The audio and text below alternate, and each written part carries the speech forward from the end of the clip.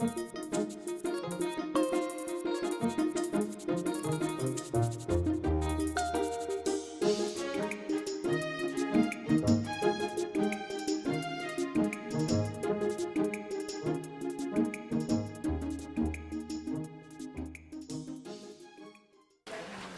this is the November 23rd, 2015 meeting of the Zoning Board of Appeals.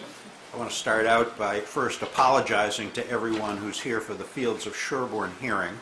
I inadvertently scheduled our regular ZBA meeting on the same night as I scheduled the Fields of Sherborn hearing. So we're going to have to hold both of those hearings tonight.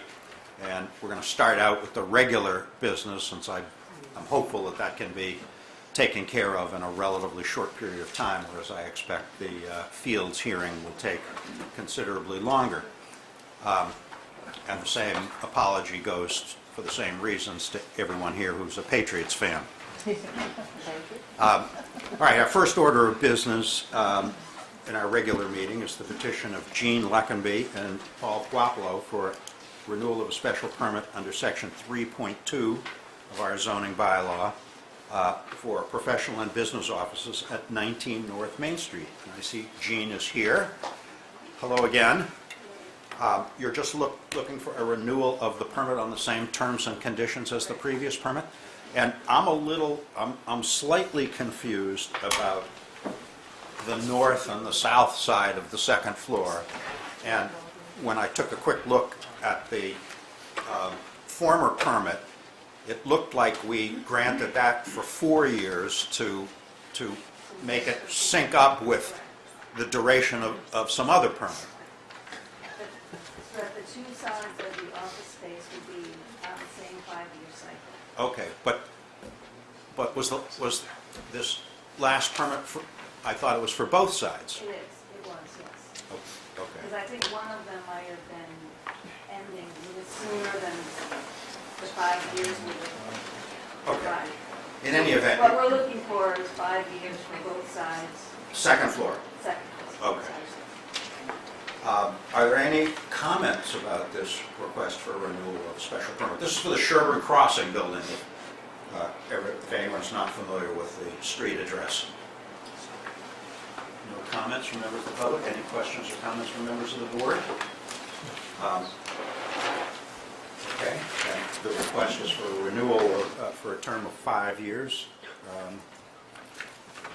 Any comments about the requested term? No comments. All right, hold on 1 second while I make some notes.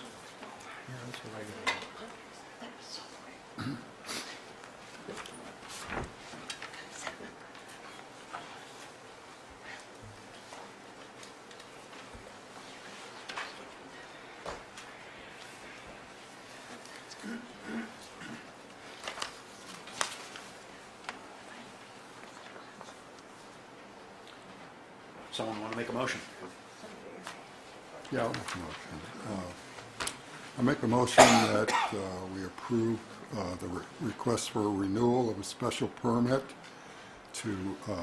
for professional offices at 19 North Main Street, and that the renewal be for a period of 5 years. And otherwise on the terms and conditions of the 2011? Yep. Yes. Second.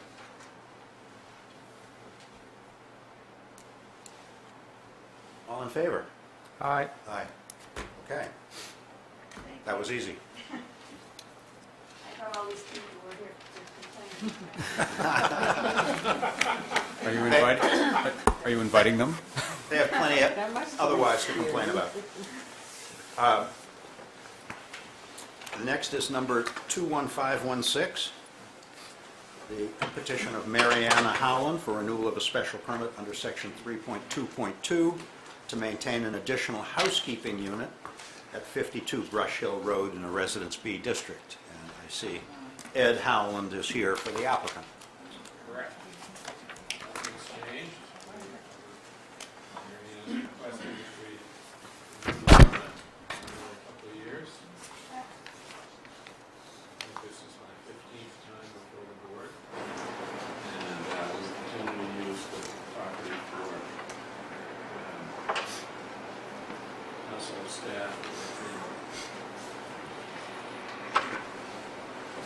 What was the duration, Ed? I think it's 2 years. 2 years? isn't it?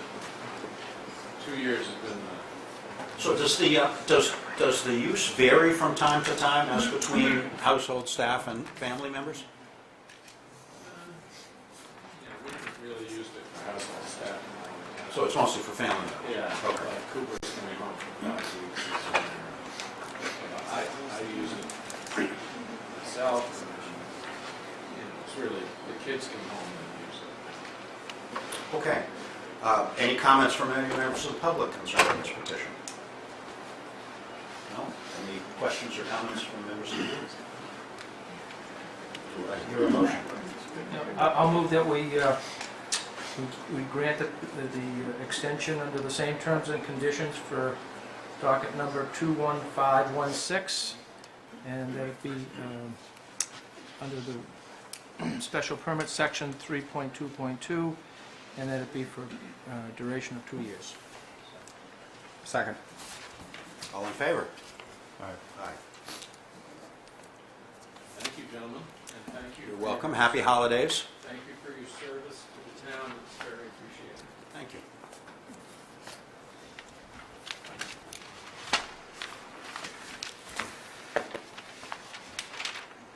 Okay, the next item on the agenda is the petition of John R. Parsons, Jr. For a special permit under sections 3.2.18, 3.2.19, and 5.2.7 for restaurant and retail sales with signage at 11 South Main Street in a Business G district. Mr. Parsons here, or anybody from the, on behalf of the applicant? Hi. Come I'm on up so Sarah. we can, Oh, sure. hear you.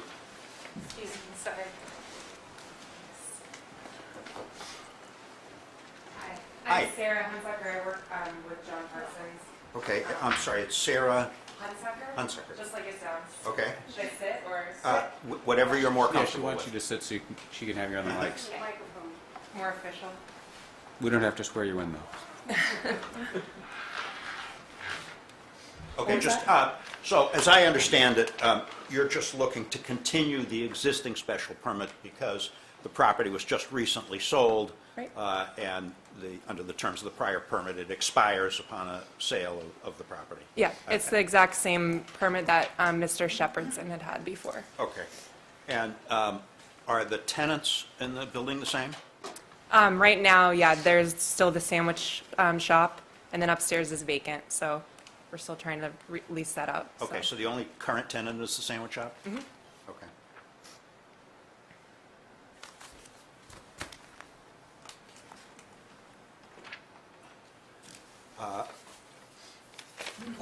The prior permit was actually fairly new. It was granted in February of this year, so it's only 10, 11 months old. And it had been granted for a duration of, November 1.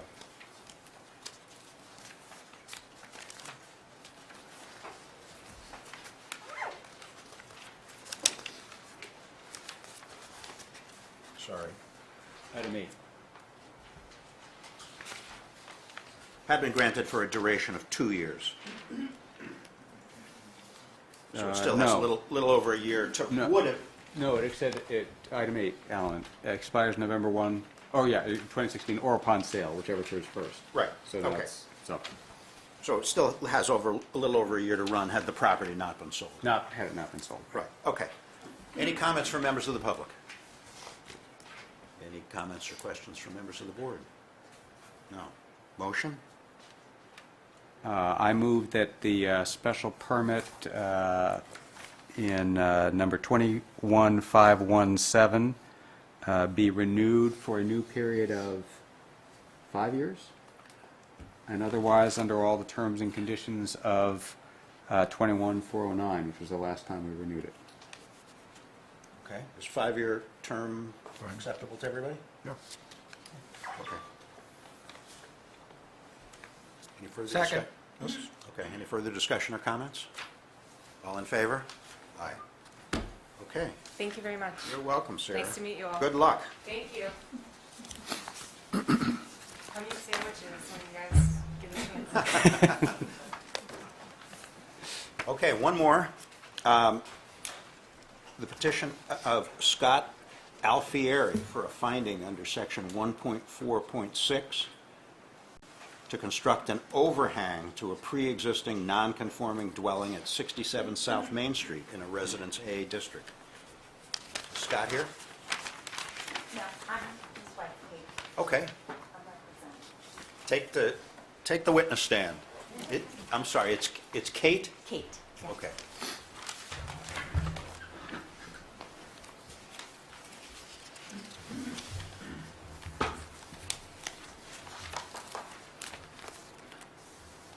Okay, before you begin, I'm delegating our architect member of the board to pay special attention to this, because I couldn't really understand the sketches that you submitted with your application, but why don't you go ahead and explain what you're looking for? Our home sits very close to the road, and so the front door of the home is never used. It's just basically inaccessible.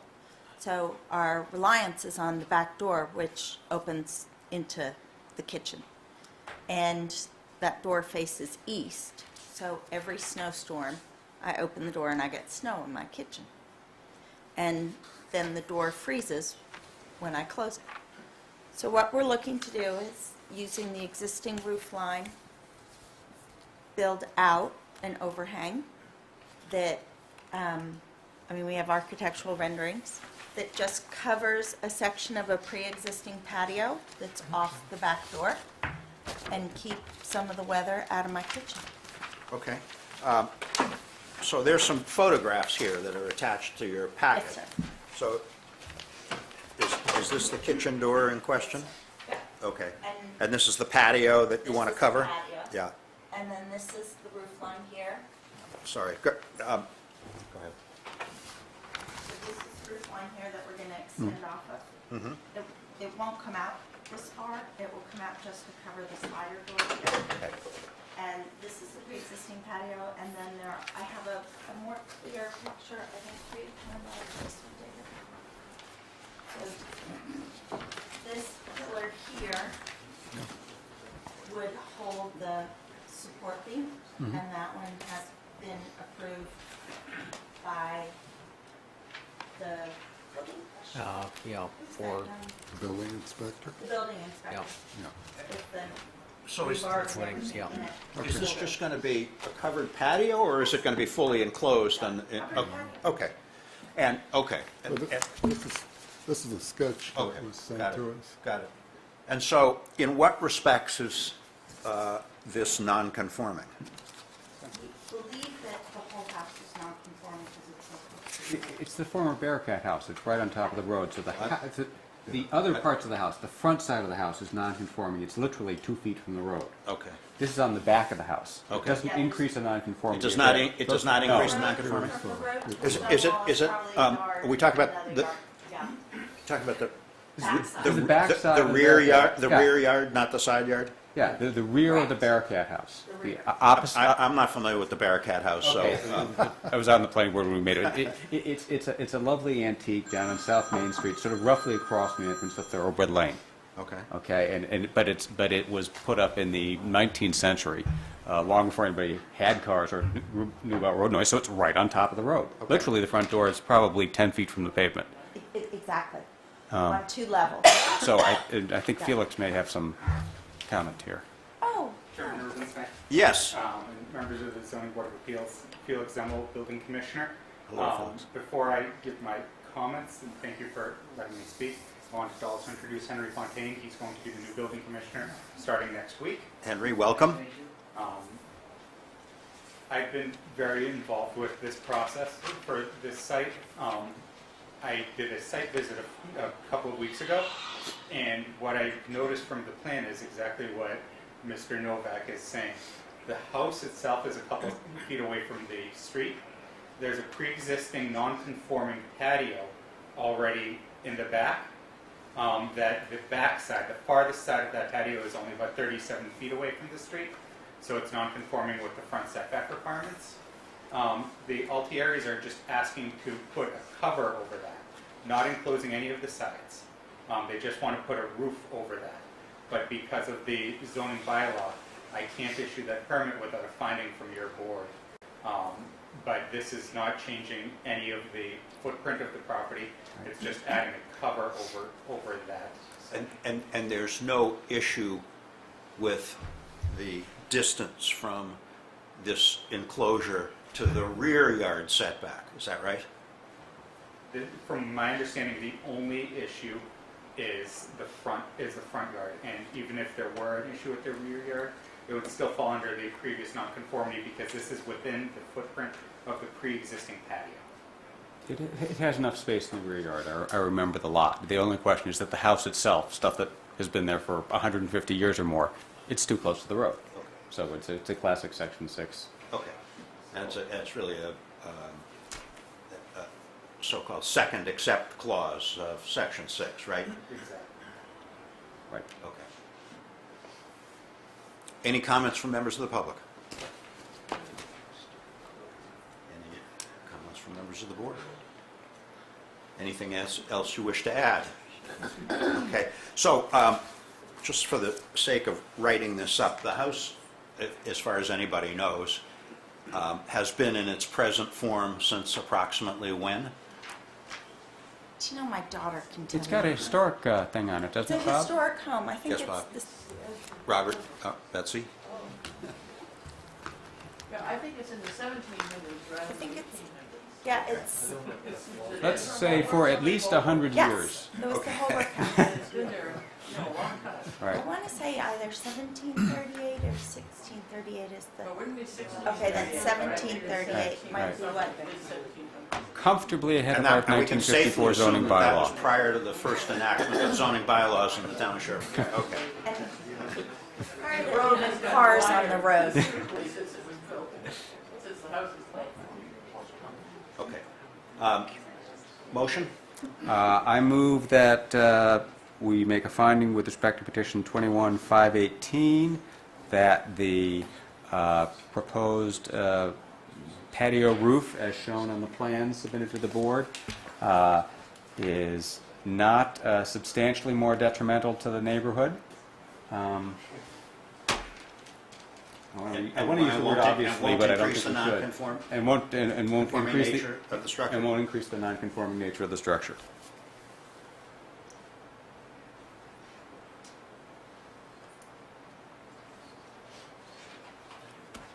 Any second? Second. All in favor? Aye. Okay. Good luck with your addition. It's a lovely house. I hope Good you for you. stay warm and dry this winter. Well, I'm I glad will there's not still no have snow. snow in my kitchen. It really is a fabulous home. That's the climate. We're privileged. Thank you. Why don't we take a 5-minute recess since I put out the word to various people who are interested in the Fields hearing that we wouldn't start until 8:30. Okay. Oh, yes, let's do, thank you. Let's do our regular meetings of October 21st, 2015. No, that's not right. Sorry. September 23rd, 2015, and October 15th, 15, right. 2015, which were in our packet.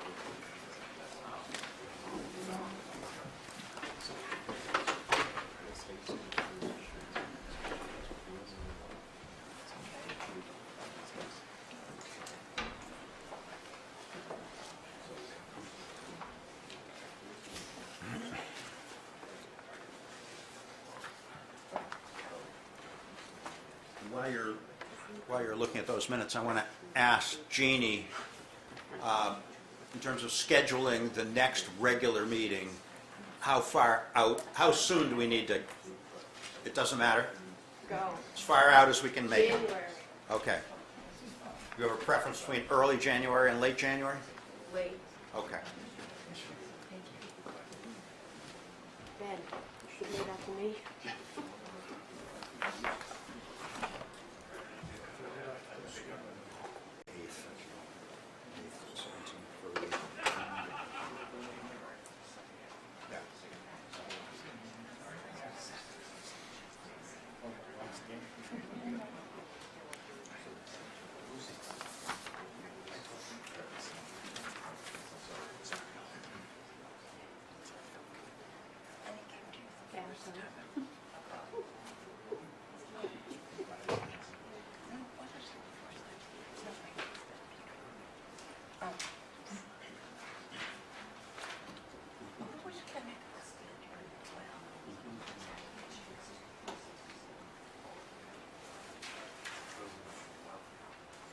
The minutes? I'm good with the 23rd. Yeah.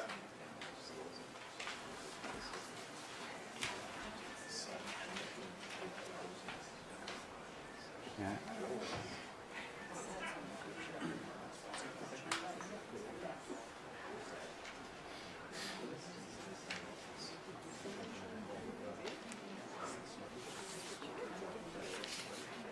I'm good with the 15th as well. Okay. Any other comments or suggested changes? No, I don't have any. None particular. I'm sorry? I have no comment. Yeah, I had a couple on the 21st that I think I covered. Yeah, We'll take that one up later. yeah, sure. Okay. Motion? I move that the minutes of October 15 and September 23rd, 2015 respectively for our prior regular meetings be approved as drafted. Second. All in favor? Aye. Okay, Jeannie, did you get that? I got that. Did Great. you pick a meeting date? No, we're about to do that. So, the 18th of January is a Monday, that's MLK Day. We could do it later that week, or we could do it the week of January 25th. I think I'd prefer the week of the 18th. Okay, The 18th? I'm open. Well, the 18th is a holiday, but any day later that week. You might do it without me then. You're going to be away? Yeah. Which isn't that big of a deal. I think I need, Let's try it. That week? Okay, so let's go to the week of the 25th. There's a calendar. Okay. Wednesday? That'd be Wednesday, the 27th? Fine. Okay. Wednesday, the 27th Okay, great. of January, 2016.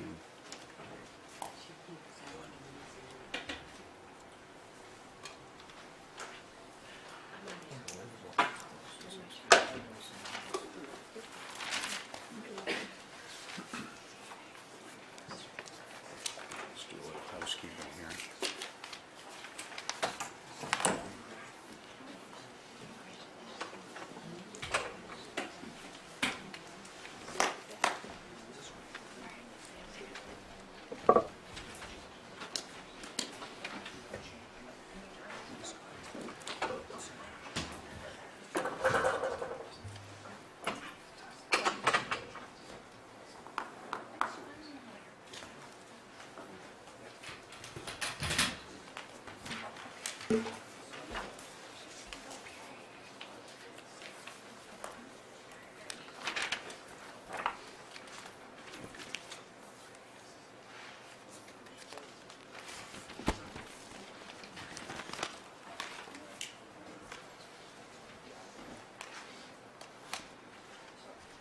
Waiting on.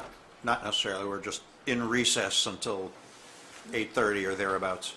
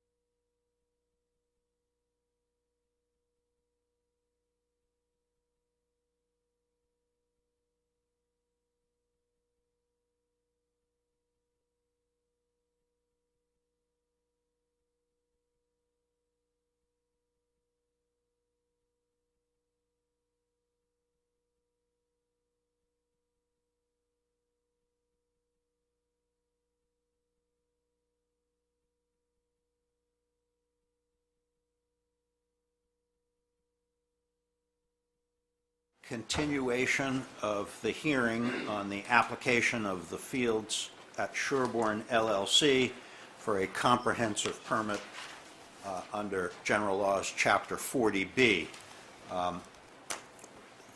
For those of you here for the first time or watching for the first time, we've held a series of these hearings beginning, I think, in March of this year on various aspects of the project.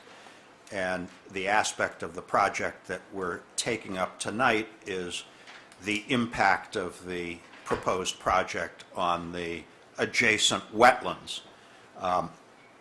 The impact of the project on the adjacent wetlands has been the subject of a number of hearings before the Sherborn Conservation Commission. On November 17th, just last week, the Conservation Commission submitted to our board an extensive memorandum in which they analyzed the impact of the project on the wetlands ecosystem, if that's the right term. And the Conservation Commission has recommended to the Zoning Board of Appeal that our board not waive Section 3.4 in particular of the local Sherborn wetlands regulations, which is a regulation that basically says there can be no disturbance of any nature, including construction activity or permanent construction, within the buffer zone, which extends 50 feet horizontally from the edge of the wetlands. So I want to first call on a representative of the Conservation Commission to come up and elaborate. Oh, now? Perfect. Your timing is impeccable. And you're on TV. How lovely. Stephen Gaskin and Michael Lesser from the Sherborn Conservation Commission. I want to first thank the Conservation Commission for its very thoughtful and thorough analysis and recommendation, which it gave to us. I'm sure you put a lot of work into this. I'm sure there'll be a lot of questions for you as we go along, but I just have a couple of preliminary questions. Okay. In the before you begin. With respect to the WPA Form 5 that we were provided with, Yeah. it appears to be only an unsigned draft. Oh. So my first preliminary question is, has in fact an order of conditions been finally denied by the commission in writing? Yes. Yes. Yeah, Okay. we signed it at our last meeting. Okay. And second related question is, under B, under Section B of that WPA Form 5, there are several boxes, or at least Yeah. there's two different boxes. One is subsection little b, which is a denial because the proposed work cannot be conditioned to meet the performance standards set forth in the wetlands regulation, and then box little c, which is the one that was checked, that says the information submitted by the applicant is not sufficient to describe the site, the work, or the effect of the work on the interest Yeah. identified in the Wetlands Protection Act. Three. Yeah. And then there's a sentence added that says a description of the specific information which is lacking and why it is necessary is attached to this order. Well, we weren't provided with a copy of any attachment. As I say, we only have an unsigned draft. Did you get all these findings that we Yes, sent? I got the findings. That pretty much. Was that the Yeah. attachment? That's the attachment. Yeah. Okay. So, as I understand it correctly, this was a denial as a result of incomplete information, as opposed to a denial on the merits. Is that a fair characterization? No. Okay. It was, we so seldom deny anything that maybe we haven't checked the right boxes, but it's denied chiefly on the basis of the extensive alterations to the buffer zone and the effect that will have. Okay, And you'll notice right below it, there's a buffer zone box, which we Yes. checked. Okay, There's also, part of the information gap is also the fact that there's not a final septic system and its possible impacts on the wetlands in terms of its effluent, okay. as well as we would have done more work on wildlife habitat and other things that were not submitted. There was fledgling. So there are other information gaps, as with the findings talk about how there was not more information provided there. So it's a combination of the two factors. Okay. is the So, denial. to explain, the Conservation Commission has denied the applicant's request for an order of conditions under the State Wetlands Protection Act. And in addition to that, the Conservation Commission has given us its written recommendation that we not waive local, Section 3.4 of the Sherborn Wetlands regulations, Right. which is a matter that's within the Zoning Board of Appeals prerogative to either waive or not waive in accordance with the terms of General Laws, Chapter 40B. It's also the waiver of the 10.1 related to fill testing that goes on there. That's another local, the other part of the local waiver that Okay, let me just take a quick look at that. they're willing to do. I mean, we've had some discussions. They're willing to do some level of fill testing, but our local regulations require more testing and a different procedure than came up. So that's a separate matter. That's, in a sense, a separate issue for you to address. Okay. So with that general explanation, I'd like to have the members of the Conservation Commission elaborate on the reasons for their recommendation and their denial of a order of conditions. Okay. Do you want to give it a shot? Sure. I guess we. I'll do the wildlife part later. Okay. I guess under the, do you want to, are you focusing on the waiver issue, or how do you want to? Either Well, or works. both. I mean, I mean, I'd they're actually like to interrelated, hear about obviously. both. Okay, sure. Although, under the, as you know, under the informal understanding that we reached in the last couple of our meetings, the ultimate decision about whether or not the project complies or does not comply with the Wetlands Protection Act and the implementing regulations of the DEP is that of the Conservation Commission to make, even in a 40B context. So that's ultimately your decision, but I'd still Sure. like to Okay, hear fine. some further elaboration on the reasons you made that decision, as well as the basis for your recommendation that we not waive the local regulations. Sure, we'll do a little tag team, back and forth. I'll start with, in the broader context, there's the amount of change that's going on during construction and post-construction of this project only takes place in the buffer zone. But there's a tremendous amount of, in the buffer It zone, doesn't not take place in in in the resource area itself. But the magnitude of change, the project during construction and post-construction will change well over half of the buffer zone that is adjacent to the wetlands that's adjacent to this project.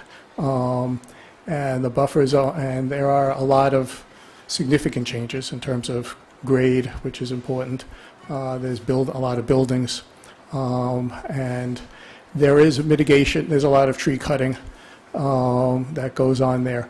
Those changes, and there's some mitigation presented for some of those areas, but in comparison to what's there now, and the buffer zone is viewed as fundamental to the functioning of the resource itself.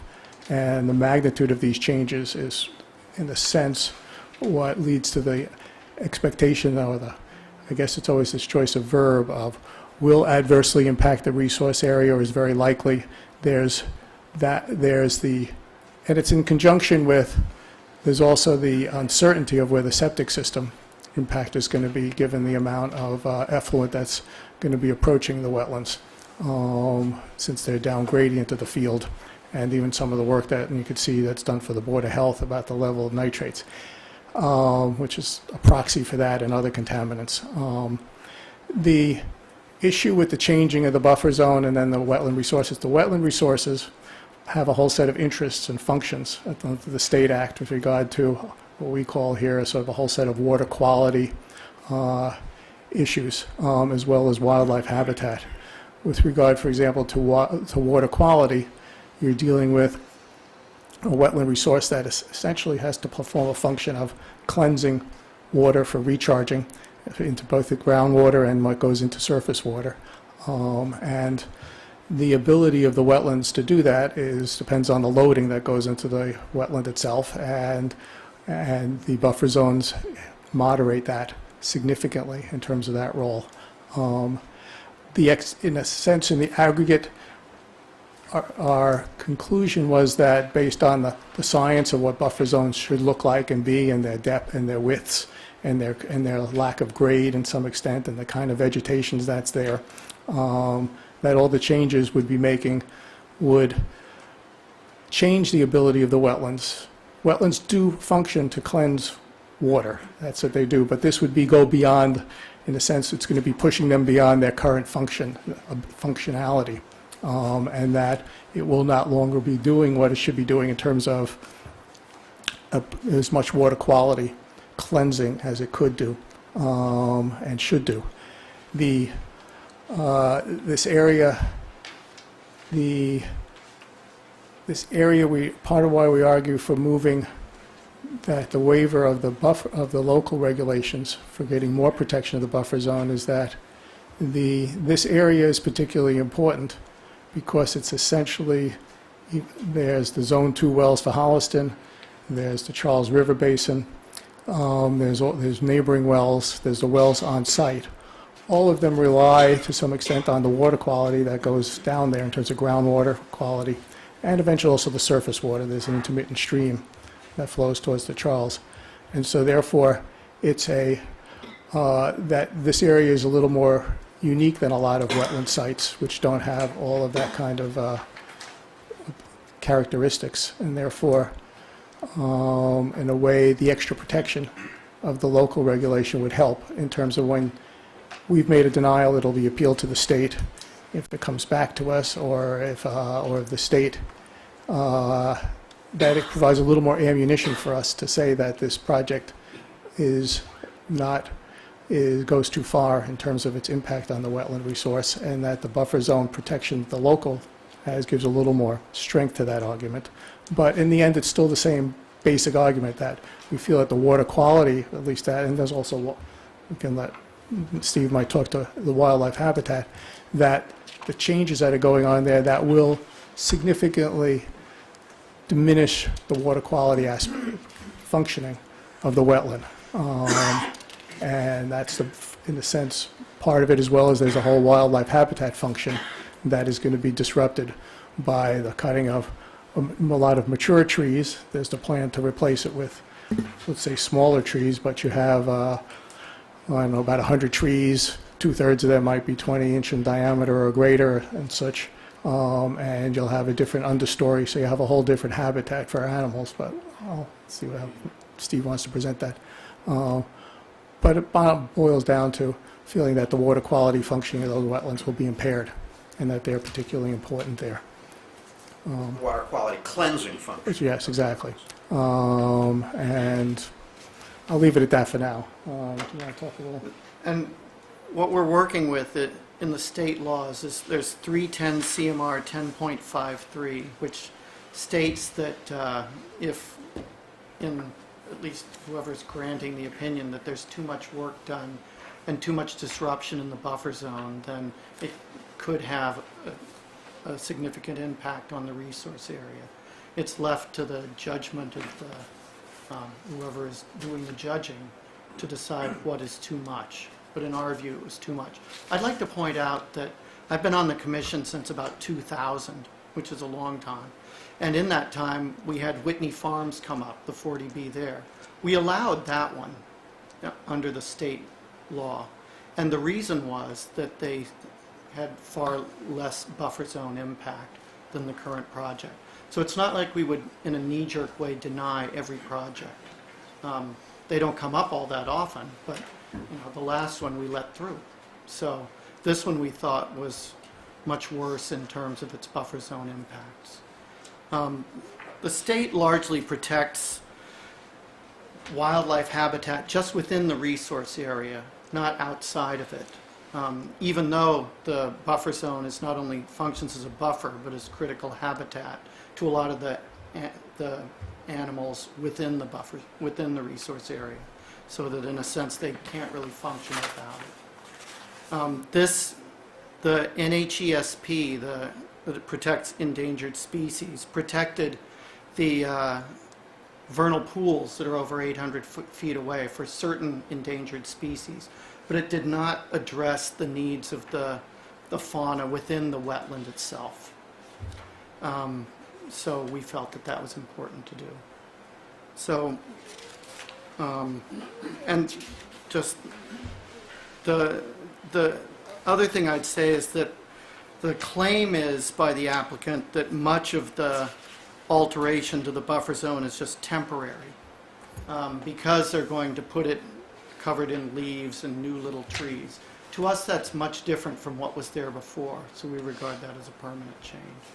So it's basically just that there's so much alteration there that it will alter the function of the buffer zone sufficiently that we feel it should Right, not. there's going to be, I mean, there's the proximity. There's an area where it's working well within 25 to 20 feet, 25 feet. Yeah. It's not a large part of it, but there's a significant area there. There's retaining walls. Yeah. So it's changing the nature of that area there in terms of especially for the wildlife habitat value. Some of it's as close as 5 feet to the wetlands. So the project proposes some permanent construction in the 50-foot buffer zone? Oh, a lot, Yeah. yes. Yeah. Yeah, right. I mean, maybe the disputed issue of what's temporary versus permanent is, I don't know, is maybe 20% of the buffer zone. There's probably another 40% that's acknowledged as permanently disturbed or something of Buildings and that, such. and such. So there's maybe some dispute as to some part of it, but there's a significant part that's clearly permanently disturbed by this. So it is so from the wildlife habitat point of view, there's a lot of changes and activity that'll make a big difference. And the wildlife habitat, again, part of why we argue that the local bylaw shouldn't be waived is that this habitat is particularly important in an ecological way because of there are the certified vernal pools in the area. There are the endangered species, and it's also part of a biomap core habitat area that's there's a lot of them in Massachusetts, but it's both a lot and not a lot in terms of basically being an exemplary kind of habitat for a lot of species. And that's another sort of biodiversity-oriented interest of the state law, separate from the sort of water quality, which is both the water quality issue goes to both humans and the quality of the habitat for wildlife as well. So spell out a little further, if you would, for me. Are you saying that the water cleansing function of the wetlands would be adversely affected by our waiving the Section 3.4 of the local bylaw, and that would adversely affect water in any drinking water wells? I guess since we've denied the project under the state, we've said independent of the local bylaw. Right. We're saying that the project has that kind of impairment of there, and the drinking water well issue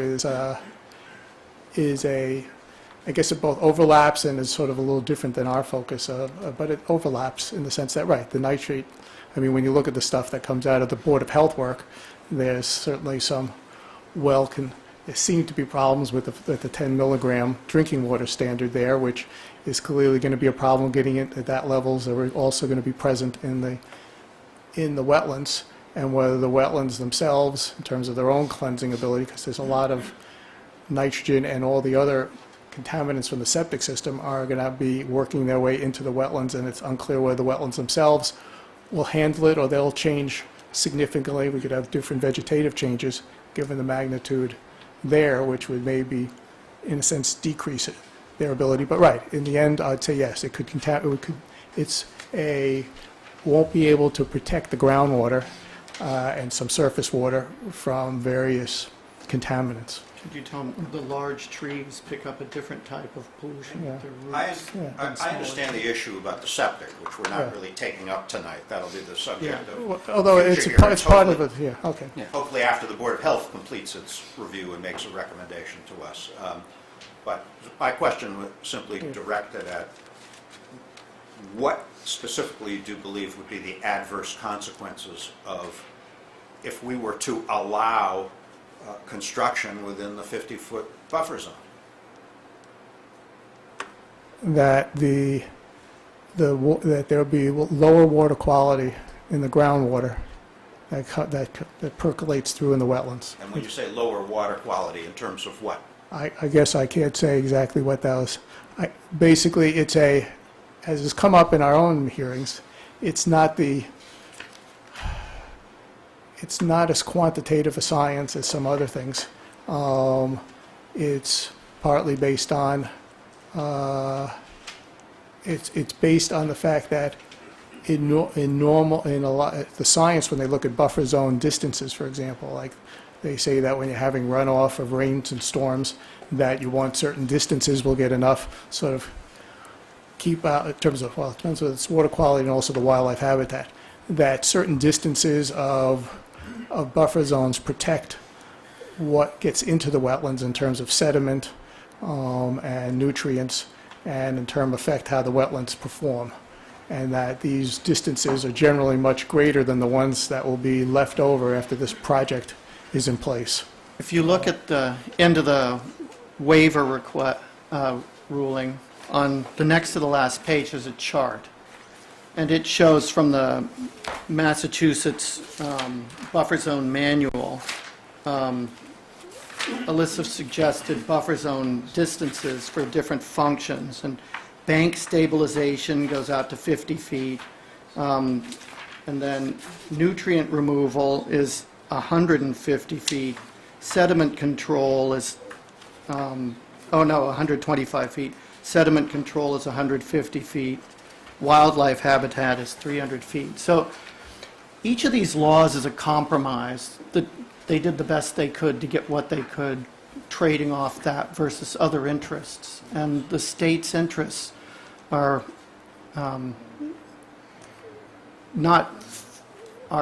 really not totally adequate. But when you go down from 100 feet down to 5 feet or 20 feet, then you're really pushing it with your distances. And we just feel that that's inadequate along the lines of that 310 CMR 10.53. I'll take plenty of comments and questions from members of the public just a little later. So now the so-called $64,000 question. As I've explained on many occasions, under pretty well-established 40B law, we can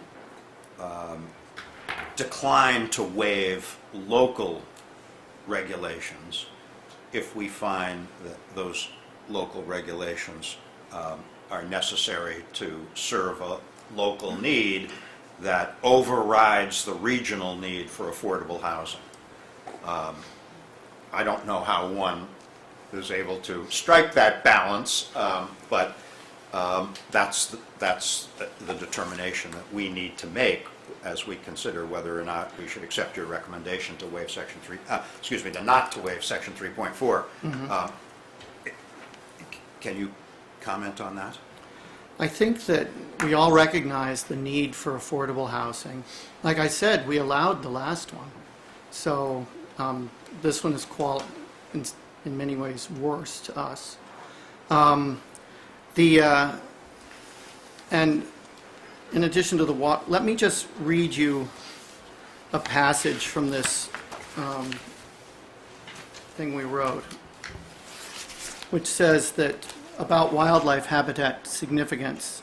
It's that the Massachusetts Wetland Protection Act protects against destruction of wildlife habitat, but only in resource areas such as wetlands and streams and not in the buffer zone, as we've gone over. It's natural to think that the Wetlands Protection Act has been carefully crafted to provide the minimum level of protection necessary to sustain wildlife habitat and biodiversity, but that is not the case.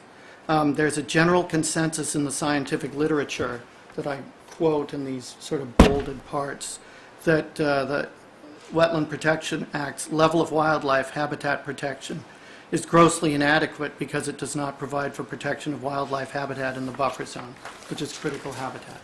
So that's what we're saying. I think that we know as little as you do about what balance the state will take or what balance you should take between affordable housing and protection of the environment. We know it's important, but we think that this is an unusually important habitat. So to us, we're recommending that you not make the waiver.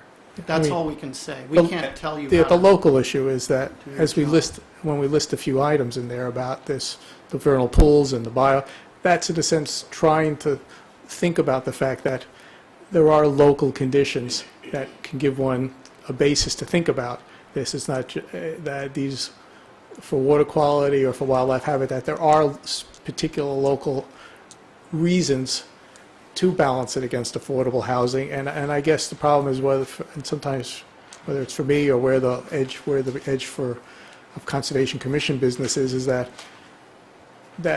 there's maybe, it's not against the whole project, it's the fact that there are some set of buildings that are well into the buffer zone that are also in an area where a lot of tree cutting and a lot of habitat change would go on, that a different kind of project are there in terms of buildings not in that area would able to eliminate some significant part of this kind of adverse impact that we're concerned about. So it's not a all housing against all environment, but a balancing of the interests there that obviously that's an issue where you obviously have the financial stuff to deal with. But yeah, so we think there are local conditions that about the importance of this habitat, of this wetlands for the water quality given its location and the density of wells in the area. I mean, now you're going to have, besides the neighboring ones, you're going to have another 11 wells in that area there.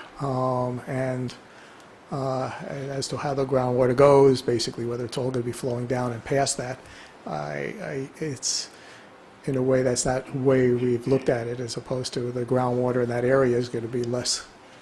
There's going to be less quality, and right, how to balance that against the affordable housing is tricky.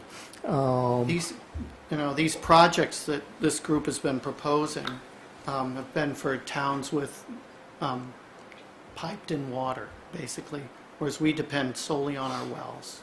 So we're a little different from most of the towns they come into. So we try to be extra careful with it when and that's why we have our conservation bylaw, things like this, that and the wildlife protection.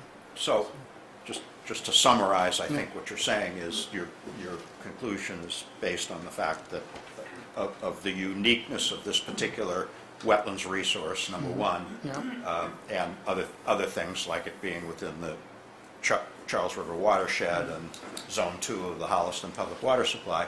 But in addition to that, your judgment that the disturbance that will take place if we waive Section 3.4 of the local regulations will adversely affect the wetlands resource. Not that it may, but that it will. Yeah, I mean, it's a gray area in the sense that we've said even without that 3.4, we've said that it's a problem. So we've already denied it under the state. So it's a little bit different, a trickier question in some ways, because we say will, but we've denied it under the state as well for that same reason. Okay. Well, I think what Alan's trying to say is even if the state regulation were revoked tomorrow, Oh, I see what you're saying, yeah. you'd say under the reason Yeah, not to sure. waive 3.4 is because of. Exactly, okay. Yes. Okay. Let me ask first if other members of the board have any questions to ask. I don't. Okay. Um,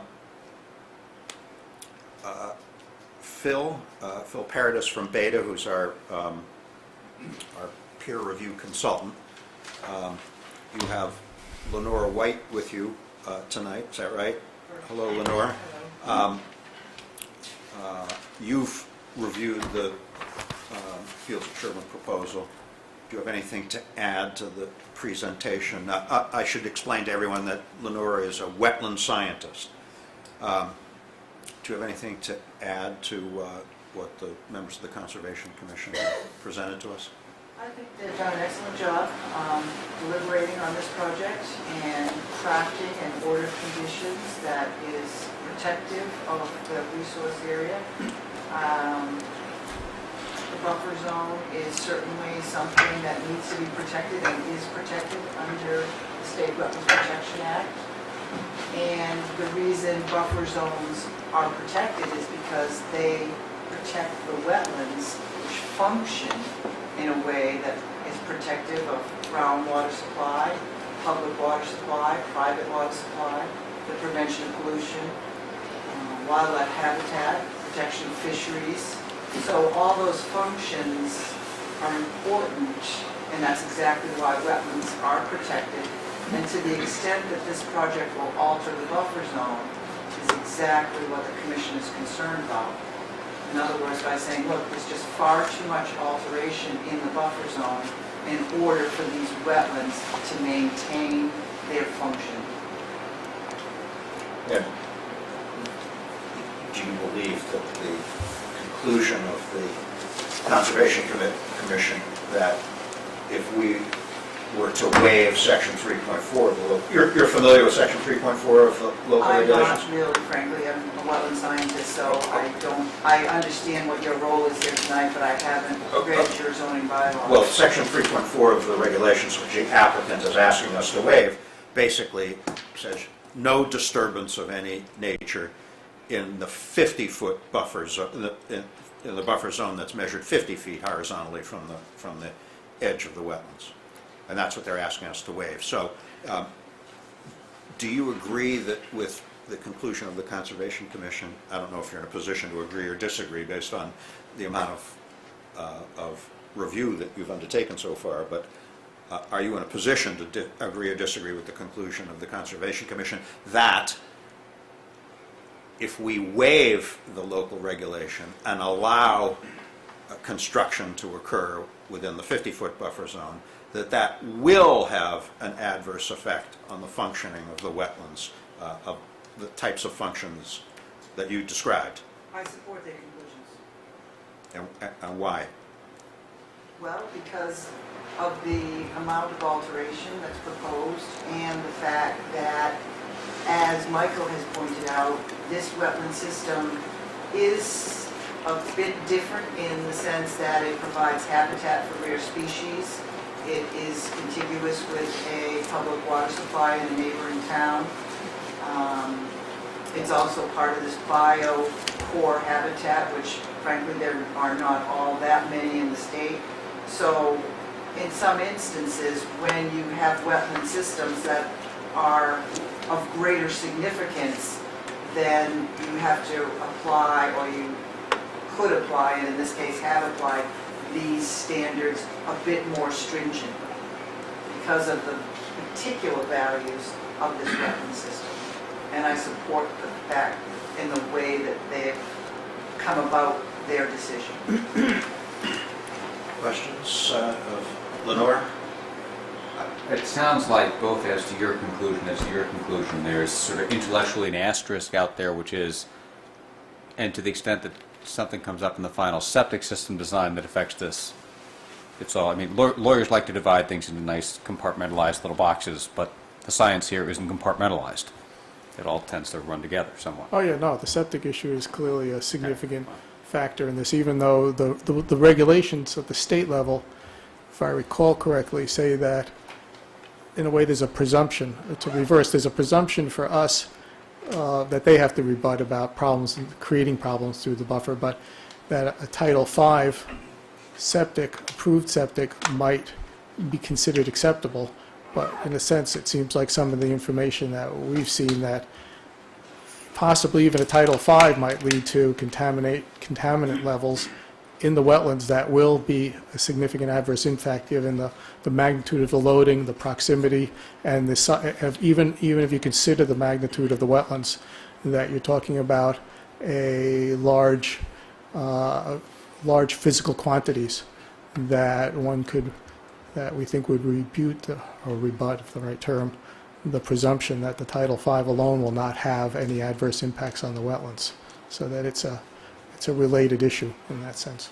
But Do you intend to supplement your recommendations after the Board of Health completes its review? we don't seem to have that opportunity in a way. It's not clear to me how that happens, because we've closed a hearing, and that's part of why, it's one of several reasons why the extra box is that we don't have information.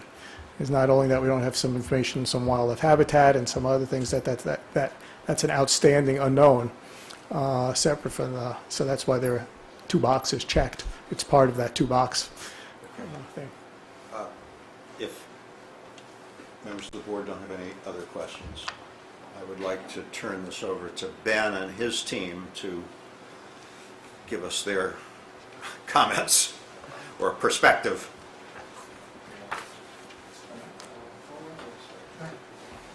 So thank you, Mark Kablak, here tonight on behalf of the Field of Sherborn. Well, why don't you sit at the microphone, because we're recording tonight's proceedings for the local TV.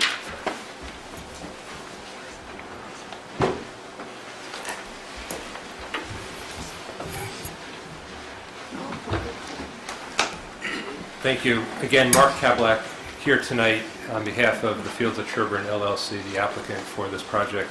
I have submitted a letter to this board that attempts to address the nuances of both wetland permitting and Board of Health permitting as it relates to a 40B project. That letter is dated November 11.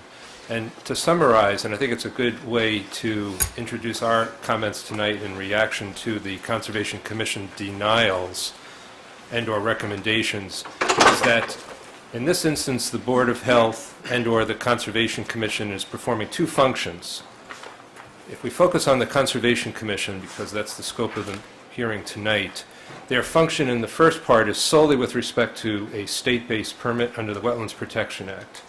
And this board really has a very limited role with respect to that state-based permit, and in fact the comprehensive permit shouldn't relate to that state-based permit at all, except to note that it's needed. And from that perspective, I think we are all educated tonight in terms of the process that the Conservation Commission went through to issue its denial order of conditions. But otherwise, that permit will follow its own course. We fully intend to appeal that for a superseding order to Mass DEP, and I don't think we need to take up too much more time before this board or the audience tonight, because we have other more important issues, I think, to deal with. So from an efficiency standpoint alone, I think what we'll do is just follow the course with respect to that state-based permit and proceed with our appeal to Mass DEP. The second role that the Conservation Commission has, and again it's analogous to the second role that the Board of Health has, is to provide a recommendation to your board as to local bylaws and regulations and guidance under your wetland bylaw. And in that instance, or in that case, those recommendations, as I've mentioned in my letter of November 11, they are subsumed or part of the permit decision that you issue. The reason why it's called a comprehensive permit is that it is meant to take all of the permitting procedures that you have here locally in Sherborn and place it before this board in one comprehensive permit. And from that perspective, what we have argued to the Conservation Commission, and what we will continue to argue to your board, is that we believe we have legitimate grounds for the waiver of the local bylaw, both with respect to the buffer alteration as well as fill testing. Now, we've heard the concerns tonight of the Conservation Commission. It appears to be one of degree if you will, in terms of the extent of alteration of the buffer zone. But as I sat here tonight and listened, I didn't hear any quantifiable or objective analysis as to what it was, other than the degree, that would be of concern to this board or to the town in general. And secondly, the other main concept that I got from the comments tonight, and I'll let Ben speak to this a little bit as well, is the uniqueness of the property location where we're proposing this project. And what I would say to you is that if you were to draw concentric circles around all of the different parameters that they are considered to be, or considering to be unique here, whether it's the private drinking water wells, or the adjacent Zone 2, or the Charles River watershed, or the biocore habitat, if you were to consider all of these quote-unquote unique areas, and you drew concentric circles and excluded everything that was contained within a unique circle, I'm sure, and I am speaking somewhat anecdotally, that you would probably be eliminating almost all of the town of Sherborn under a quote-unquote uniqueness standard, and that would somehow trump a comprehensive permit process. So I think when you weigh the regional need for housing against this uniqueness standard, I think that the scope of what you consider to be unique, I would say again, somewhat anecdotally, appears to be so broad that it would be a difficult argument for this board to make that it somehow trumps the need for the regional housing component. And with those general statements, I'll let Ben chime in on anything specific in the recommendations. Just a couple of notes I wanted to make, and as it relates to, and Lenore may have to help me out on this, because I've never had a project denied before. But in the denial, one, I have not gotten it yet. So I've been emailed it, but I've yet to get a certified copy or a mail copy or anything. So as far as I'm concerned, my date stamp hasn't started. And number two, this, if I am separating this correctly, there's a response to the board and there's a response that is the attachment to the Form 5 denial. And like I said, I'd have to ask Lenore about this, but basically all of attachment A, which is buffer zone support information, and all of attachment B, which is, what is B? Wildlife habitat. Wildlife habitat was never brought up, discussed, presented, thrown out there, sent in my email. This was all post-closed public hearing. So this is not, in my opinion, part of the application that the state will see. This being attachment B? Attachment A, which is buffer zone support information, because we were never given this a chance to respond to this, react to this, or comment on this. This was all post a closed hearing. It is perfectly acceptable to be giving it to your board. I don't disagree with that at all. But it is not part of the state denial. State Okay. denial.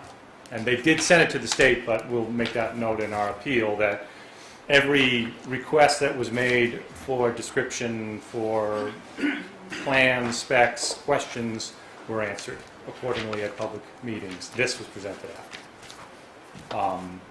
And my only final point is I agree. I don't necessarily agree with the board's opinion, obviously, but I do know, and I'm going to paraphrase what Lenore said at the meeting, was that the State Wetlands Protection Act falls short, if you will, of protecting buffer zones, and a project like this would be permittable under the State Wetlands Protection Act. And I'm grossly paraphrasing, but she did say that under the State Wetlands Protection Act, this is a permittable project. Well, I can get the records. I've asked 3 times for meeting minutes. I've asked for recordings. I haven't gotten anything in 2 months. So There's a lot of that going around. So, this is a question I don't know. Is the proceeding before DEP on an appeal a de novo proceeding? Yes. When a project is denied, however, for insufficient information, which is part of the denial as we've seen it, then the DEP de novo review is based solely on the record that was reviewed by the Conservation Commission. So then it's not a de novo review. So you cannot supplement the record with that form of denial. Whereas a denial, if the denial was not for insufficient information, but the fact that the information reviewed was found to be such that it inappropriately altered wetland jurisdiction, then the scope of the DEP review would be more broad and closer to a true de novo review. And what happens whereas here they said both? It's a good question. I'm sorry, I didn't hear your question. Well, if I read the Conscom thing, they said both. They said Oh. not only does it go too far and fail to give stuff, but we also don't have enough information. I guess that remains to be determined. Okay, fair enough. I don't know the answer either. Okay, so, And my last point, if you will, on wildlife habitat is that unlike a lot of sites, we started this process under the scrutiny of a wildlife habitat area. So there's been a lot of talk about it. A lot of the talk, like I said, was post the public hearing, but that's why we went through the process with Fish and Wildlife. That's why we have the signed letter stamped. Provided the above noted conditions are fully implemented and there are no changes to the project plan, this project will not result in a take of the state listed species. This determination is a final decision of the Division of Fisheries and Wildlife pursuant to 321 CMR 10.18. There are projects where we don't have that level of scrutiny and there needs to be an analysis done. But in this case, we had to work under that guise from day one. so, I mean, I certainly agree with you, can't take issue with your assertion that whether or not the Concom's denial under the Wetlands Protection Act was appropriate will be reviewed and decided by DEP. So let's turn to your rebuttal of the Conservation Commission's recommendation that we not waive section 3.4, and I guess it's 10.1 as well. 3.4 is, 10.1 is the fill Right. analysis. And I had a discussion with the commission and about that, said I'd be happy to qualify quantities, locations of where they'd be purchased, since everything was going to be a structural fill, stone, three-quarter stone, septic gravel, road base. It wasn't going to be common fill. So I told them that I'd go to all the vendors who would be supplying the project and get whatever was available from their pits where their product was coming from. But to sort of on a daily basis grab a truck and run out there and say, okay, where's your approval on this particular load of three-quarter stone or inch and a half minus or three-quarter minus? And there was a little bit of discussion about that. I mean, we did not. I'm sorry, I don't understand. What's the distinction that you're drawing between common fill and Well, what you're proposing to bring in? In our process of construction, if we have a filled area, then we don't want to spend $5, $6, $7, $8 a yard for it. So if there's somebody digging a swimming pool or putting a commercial building in down the street and they want to get rid of common fill, Okay. loomy, subsoil, gravel, clay, probably not the best stuff.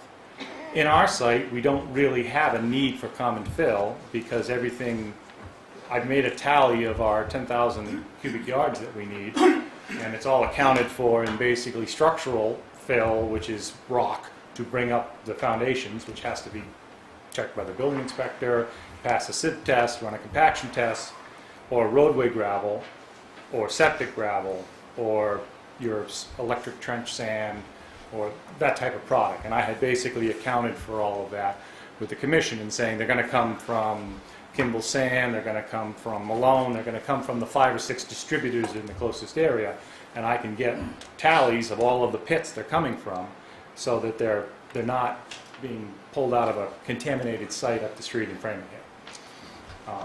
And I was willing But they might contain things like roadway gravel or septic gravel, as It you would be said? septic gravel. Now, you can go to, like, right down the street in Holliston is a recycling plant, and he takes concrete. Well, the commission said now, most towns would accept concrete on a roadway base. crushed concrete, but sometimes it'll have a little bit of steel, sometimes it'll have a little brick in it. So that's something I said we wouldn't buy for this project, even though it's literally a mile down the street, and probably makes more sense environmentally to use it, but they don't want to use it, so we won't use it. And that's the difference, I think, is they asked me that every source of material would be identified, and Well, forgive me, I'm confused. It seems to me the issue is not the source of your fill, it's the it's composition of your fill. it's the difference between I'm buying my steak from Shaw's, I'm not buying my steak from the farmer down the street. Because Shaw's, you got an assumption that it's going to be safe. Farmer down the street could be extremely safe, but there's no protective controls on that. So when I'm buying it from a processing plant, they have to follow regulations. They cannot take recycled material in. They have to sell it to you as recycled material. I think the provision that I just circled in 10.1 is probably what you're talking about, which says, each load can be examined every... But the first sentence of 10.1, which you're asking us to waive, says, all fill used in connection with any project under the jurisdiction of the Commission will be clean fill containing no garbage, refuse, rubbish, industrial or commercial or municipal fill or waste, demolition debris, septic sludge, et cetera, et cetera. So you're saying you I don't have a problem with that. you don't have a problem No, with that? it's the testing of every, and we talked about this at the commission, it was basically testing every load as it comes in, even though it's coming from Kimball Sand, even though we're getting 4,000 yards over the next 6 months from Kimball Sand. But if you don't It's not requiring testing it- every... If you don't test it, how do you know that it complies with the first sentence? Because just how you don't test that steak you buy from Shaw's, there's a presumption that when you buy it from the 4 or 5 qualified, people who are in this business, there's a presumption that it's good material. And I have no problem pre-qualifying those locations and that material. Okay. How about section 3.4? 3.4 is the buffer zone. We've done a lot of projects. Some towns have limited buffer zone protection. Some have more extensive buffer zone protection. And in our experience under a 40B project, we tried to accommodate. We were kind of limited in our area due to the rare species habitat, where we had to sort of build the buildings. We felt that our project is very similar to all the ones that we've done in towns that have equally as strong feelings about wetlands beyond the state code. So we don't feel that it's a very invasive project. We don't feel that there's any chance of degradation of the wetland area with proper construction techniques and some of the restoration that we're doing, which we showed through examples, through pictures, through fences, alteration fences that we could control, and sort of limiting human contact down the road. We felt we proved our case that we could protect the wetland. I'm sorry, what is your case that you can protect the wetlands? Our case is that building within a 50-foot buffer zone is not, although it's not permitted under your local bylaw, it doesn't necessarily mean we're going to degrade the wetland. No, it doesn't necessarily mean that, I agree, but it could mean that. And, It could. And the Conservation Commission believes, based on, I guess, the evidence that it heard, that in this case it will adversely affect the wetlands. We don't believe that. But I know you don't, but I'm trying to tease out the basis for your not believing that. Well, let me kick off that part of the discussion. Clearly, there's going to be a change on this property as a result of the project. So comment about the fact that there are mature trees there now, and if the project moves forward, the trees will look different because we will have cut the mature trees. I mean, clearly there's a before and after scenario, right? And, that is what it is, and we really can't improve that scenario because the way in which this project is moving forward is going to cause significant site disruption from its current But condition. we agree, I think we agree that we Okay. can't refuse to waive section 3.4 on that basis alone. Right. We have to find that there's Okay. some real harm that's going to be caused, Well, which overrides the need for affordable I housing. thought I'd start with my strongest argument. But to get into the details of this, we have proposed a buffer, a no-build perimeter protection zone. It is on the order of 20 to 25 feet in most locations. It's shown on the plan. One of the members of the commission tonight talked about alteration as close as 5 feet to the wetland. It's my understanding that that is in a limited area where we're actually proposing an outfall pipe, which by its nature, its design, its engineering, must be within proximity of the wetland. So I think that somewhat distorts the project as proposed.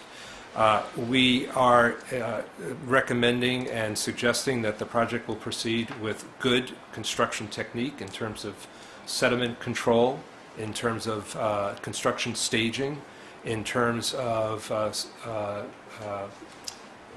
the stabilization of the disturbed soils during construction and post-construction, in terms of limitation on things like roadway salt and fertilizer and other landscaping treatments that could be harmful if chemicals are used. So there are ways so we have recognized the resource area. We have proposed a buffer to the resource area. We have proposed mitigation to the extent we are working in the 50-foot perimeter. We have proposed mitigation through the type and technique of the construction that's proposed. And I think that's how we're approaching this. We have done the best job that we can, given the number of units that we feel we need to build, given the overall constraint of the site that is not just a wetland constraint, but is a Zone 2 constraint. It is a endangered species habitat area. So we're working with a set of criteria that is, narrowing our ability to work, and within that envelope, we feel we've done a good job and can justify it. And we propose things to the commission such as there are behind some of the units, especially the closest to the wetland, there's infiltration galleys. We propose that we would install those first, revegetate, so if we're disturbing an area that is from 35 to 30 or 35 to 25 feet away from the wetland line, we would install what we need to install in a either late winter or late summer time frame, so that area could be reloomed, revegetated, replanted in either spring or late fall, put up reestablish our erosion control line, so we have our lower erosion control line at the wetland line, but then put it at an upper line that was anywhere from 25 to 40 feet up, where we didn't have to work to build the buildings over the next few years. And so we could basically make this disturbance, put the wells in, put the infiltration in that we needed to in the first season, revegetated, replanted, so we were basically giving back that little extra protection through the construction process so that you don't have as much erosion control. So we tried to work with some techniques along that, and we also had showed the commission our other projects in which we installed fencing basically 25 feet off the back of the property with no cut, no disturb, with signs so landscapers don't start dumping stuff, and with no grass in the back of the yards, because grass can be probably one of the worst things. So this was sort of reestablishing from the back unit all the way back with either shrubbery, the appropriate type of plantings, or field grasses that are behind a fence that never get cut. Question from other board members? Nothing? Okay, thank you. So now let's hear from members of the public. Michael, go ahead. Yes. Sorry, Neil Kessler. Neil, I'm sorry. That's okay. 43 Page Farm. I sent an email to you, Mr. Chairman, yesterday about presenting just a little bit of information. I saw your email. I would request that you limit your comments to the wetlands issues we're discussing tonight. I will.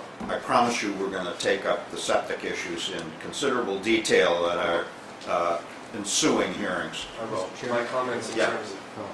Oh yeah, why don't you go up and sit at the table? My comments in terms of septic are related specifically to the wetland and have relationship to the buffer zone as well. But we don't yet have enough data other than that Well, supplied by the consultant for the Sherborn Action Committee to know yet what the septic impacts to the buffer zone are going to be. Understood, but if I can speak in general terms for a couple of reasons. One is the last Board of Health meeting, there was a general understanding that DEP had set a number of 25 milligrams per liter nitrates or nitrogen in the septic effluent, and the applicant agreed to that as well, that that was the number. So you have like the applicant earlier just said, you know, I see only generalities in what the commission has said, but I think there, if you follow on what's going on with the Board of Health, you can actually take some of those numbers and produce them. I don't know if you have copies of this, but I'll just give it to you as a reference point. But basically, there are numbers that you can take. And so, sorry, I just want to introduce myself. I'm getting my PhD in natural resources and environmental studies, so I don't come to assert what I've asserted in this lightly or with lack of some background in it. So one thing I did want to point out just was that in the habitat assessment that the applicant performed in 2014 for the NHESP, his consultant recommended a 50-foot buffer around all wetlands, and so that is something that is actually, if you look at I think the fourth page of what I handed you, you'll see it in bold. It says to reserve an average 50-foot buffer along all wetlands along the southern property line. So that's actually Creative Land and Water Claw. That's their recommendation back from 2014 that they made in their habitat assessment and that they presented to NHESP. As far as the applicant saying that it's 20 feet, that they're reserving a 20-foot buffer, if you look at the last page, the information from the findings from the Conservation Commission, it's not just one place where there's 5 feet. There's two separate locations, one where it's 7 to 12 feet, which is a completely different location, and then you get to 20 and 25 feet. So there are several locations where actually the applicant is ignoring his own consultant's recommendation from back in 2014.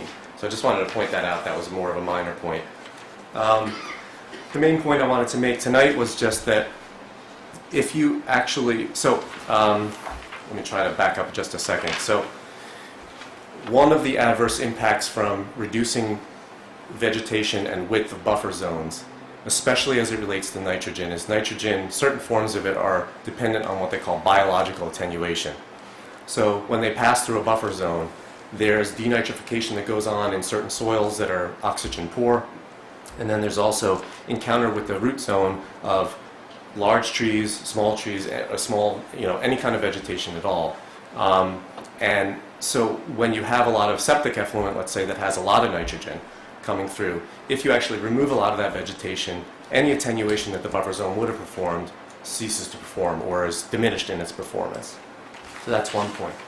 More generally speaking, if you take the numbers that are coming out, and some of this, yes, is dependent on the Scott Horsley numbers, his numbers around concentrations at sensitive receptors at the wells that were presented to the Board of Health last week. But basically, once I saw his presentation, and once I had heard that everybody was generally in agreement that DEP set the number at 25 from the point of discharge in the septic, I ran the numbers for nitrogen concentrations in discharge that was going to go into the wetland that's around this, the sort of the southern western side. And to be honest with you, I was shocked at what my calculations showed, because if you look at in the table on this first page, if you were to take that number of 25, you get a nitrogen loading of 654 kilograms per hectare per year. And I ran that number because honestly I couldn't believe it, so I ran that number by a couple of folks, and they seemed to think that the calculations were okay.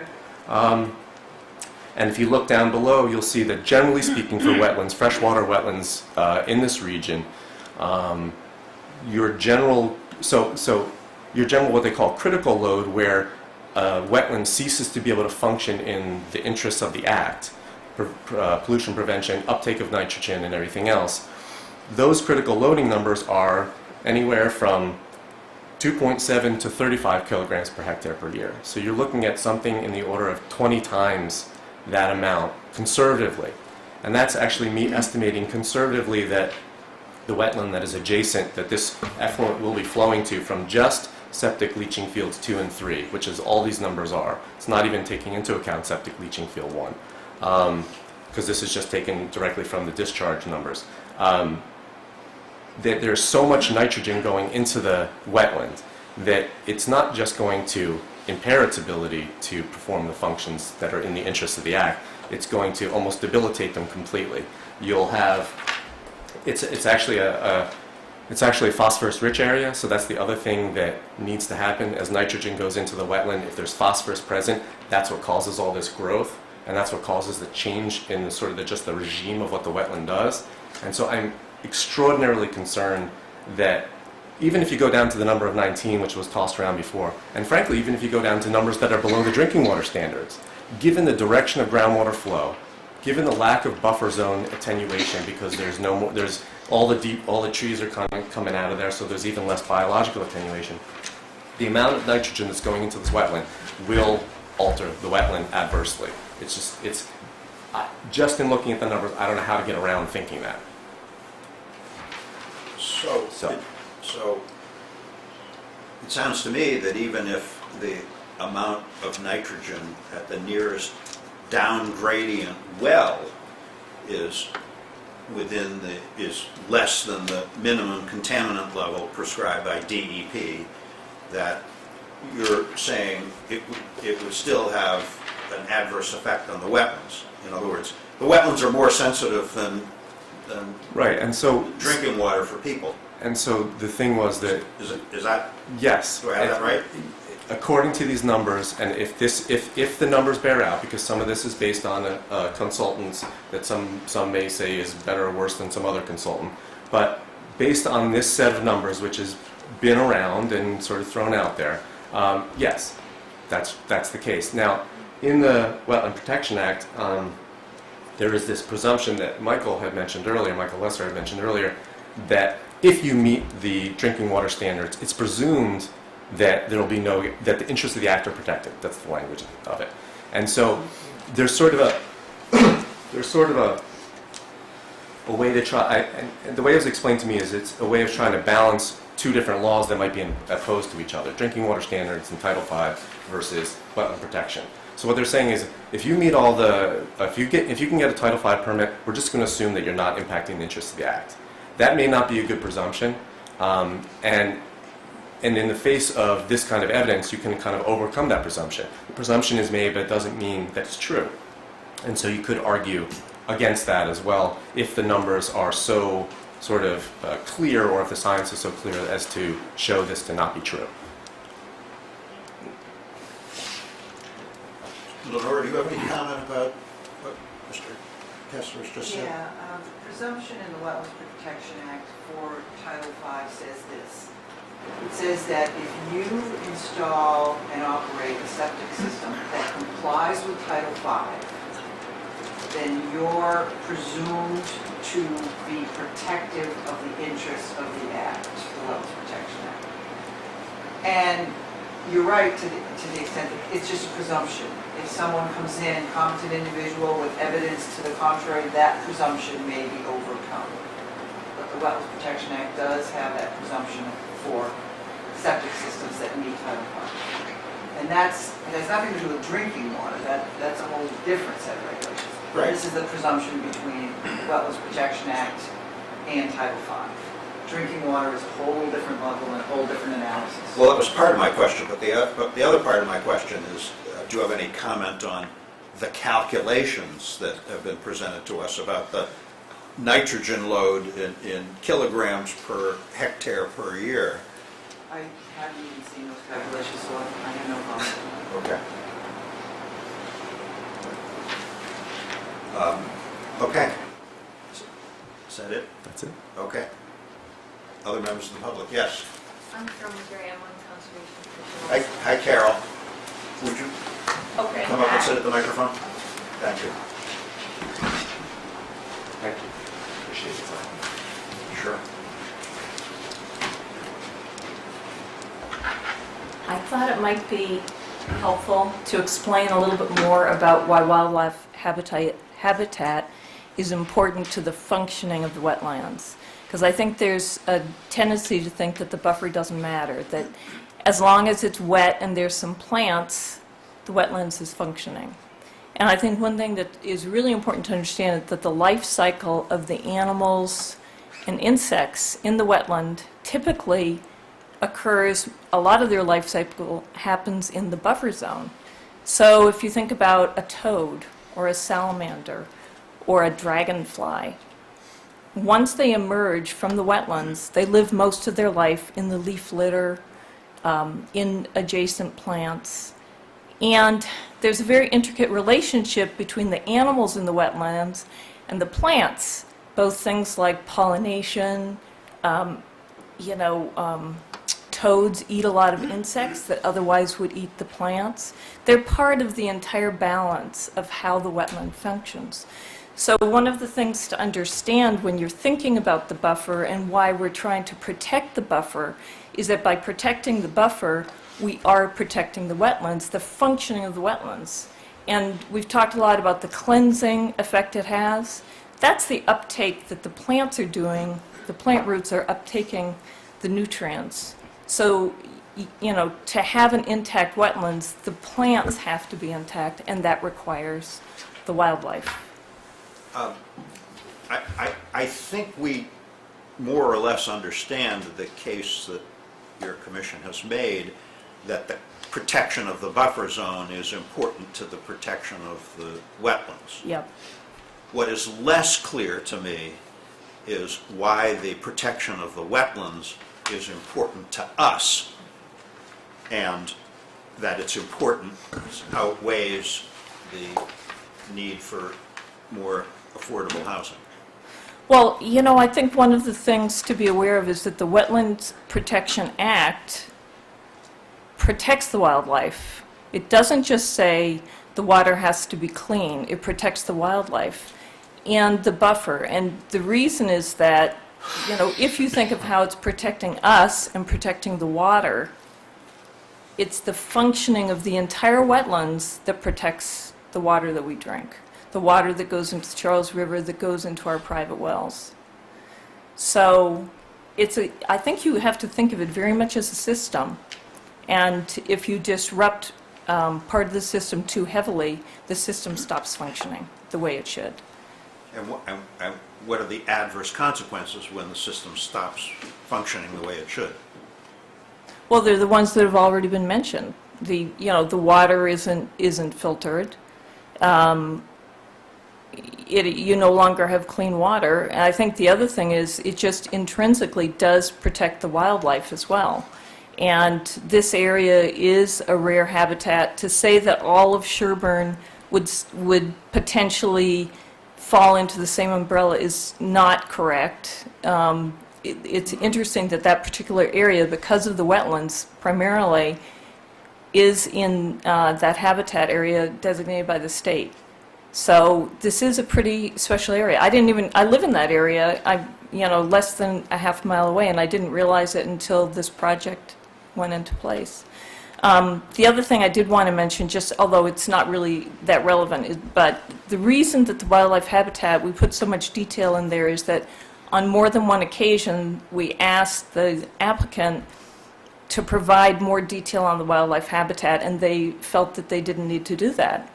So we had a site visit with Deshang, their consultant, where we took pictures, I took pictures. We had a subsequent site visit during the entire process where some more pictures were taken. That's where that is from. So, this was all something that the applicant was aware of. That we were asking them for that information, which they didn't supply and wasn't complete. So we supplied what we were able to gather during the process. Are those the photographs that are attached to your recommendation? Yes, they are. Questions? No. Okay, Rebecca. Thank you. Rebecca Honeywell, Board of Health, resident. Can you, yeah, please.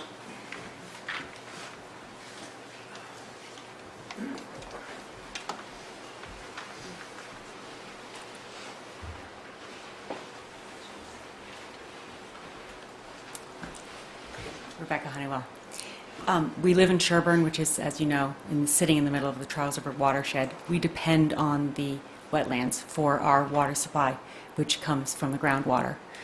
And we obviously are going to discuss more of this information from the perspective of the Board of Health at the upcoming meeting. But I think it's so far we are having similar difficulties obtaining scientific evidence to back their assertions that there will be no impact. And I think we need to not forget the significance of the role that the wetlands plays in a community where we have individual wells and individual septics. We all depend on the water. And in this affordable housing, which we all agree is important and valuable, the residents of the development, in addition to those residents of the town, also need water. And they will also have to have clean water as well as a water supply for all the various reasons that you need water in the community. Okay. Thank you. Yes, Michael. Michael Lesser, I guess I'm commenting as Conservation Commission, 54 Forest Street. What, I have to ask you 54 Forest Street, okay. to come up to the microphone. Sure.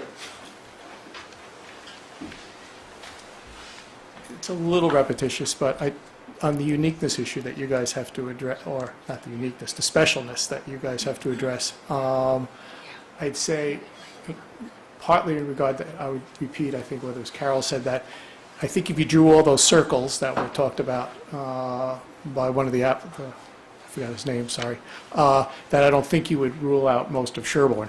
So that I do think that this site is not typical of all of Sherborn in terms of all of those factors. And I'll also just say that even on terms of the wildlife habitat, that the natural heritage letter that they worked within from the very beginning is also only part of the wildlife habitat issue. So that doesn't address all of the wildlife habitat issues that exist for that site and part of the specialness there. So that I think there are some particular factors here that you can think about in terms of your decision. Okay, Dan. Good evening, Dan Hill, attorney for the abutters and neighbors to the project. Just a few brief comments. First, with respect to the nitrogen loading issue in the wetlands that Neil had raised, either Scott Horsley or Pat Garner will be following up with a comment letter addressing what the nitrogen loading impact will be on the BVW areas, and we'll submit that to the board as well as the Conservation Commission. That's a further analysis from the one that, let's see, is dated November 18th? From Scott? Yeah. Yeah, Scott's analysis was strictly on the impact on the wells. So okay. Measuring the nitrogen concentration at the wells. So he's going to be looking now at the nitrogen impacts on the wetlands. Okay. It's going to be based, I assume, on the same mass balance analysis, but just at a different location? Yeah. But also, we're going to give you some information on what nitrogen does to wetlands, and just to supplement what Neil has said. I wanted to address the analogy that Mark Kabelak had raised about the concentric circles and how this would affect the entire town of Sherborn. I appreciate the effort Mark made at trying to make an analogy, but it's not even close. This project is in a buffer zone.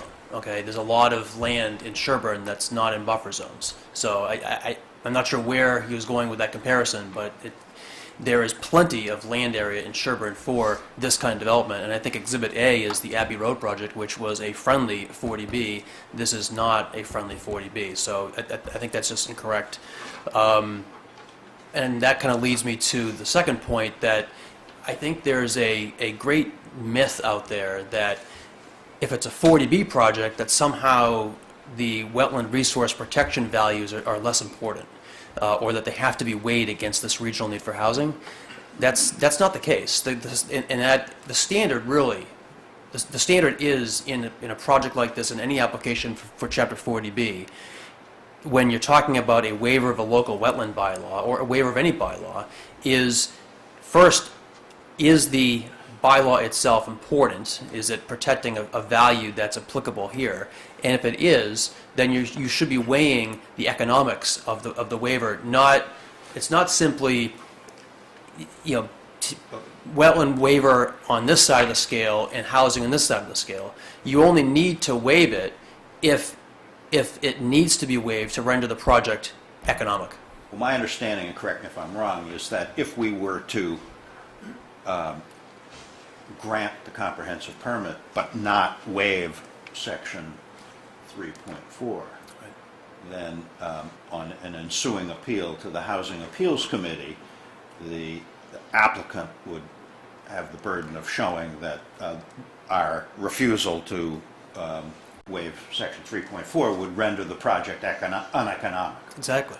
But that's an issue at HAC. I don't think that's an issue for us. I mean, for us, it's that we can only enforce our more stringent local regulations to the extent that they serve a local need, which, in our judgment, outweighs the regional need for affordable housing.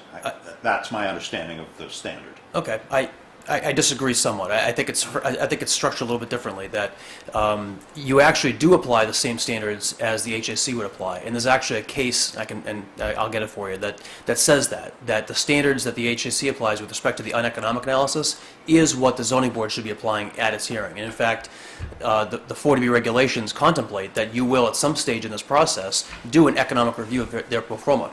You first have to propose the conditions or waiver denials to the applicant, and then the applicant has the opportunity to say these are uneconomic, these are economic, and give that to you.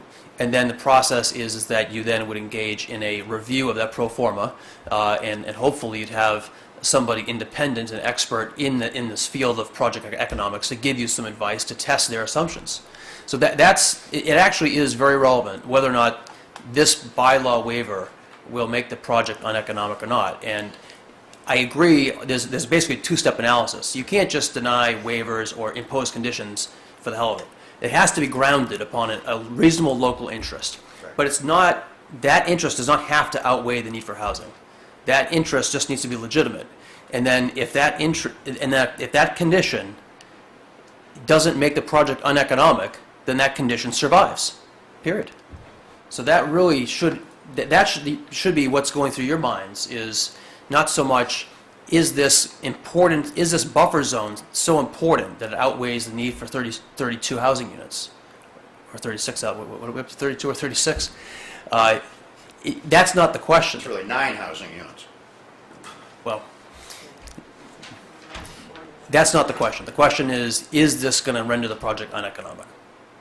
I'd be happy to have you provide me with the authority that you alluded to. Sure. In terms of the standards that we are to apply. Yeah, and in fact, it's probably in Barbara St. Andre's materials that she handed out, and I can find those as well.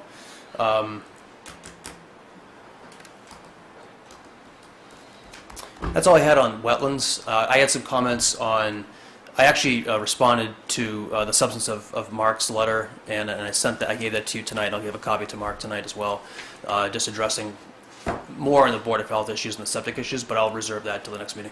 Great. Thank you. Anything else? Okay. Let's set a date. Well, Ben, yeah. Could I just make a comment? We Sure. trying to address some of the Board of Health concerns. We are going through a plan revision. So it might be prudent to think about our timing a little bit longer to grant an extension to the board now. Because I was told that the planning board meets, the Board of Health meets the 2nd and the 9th, but then probably not until January.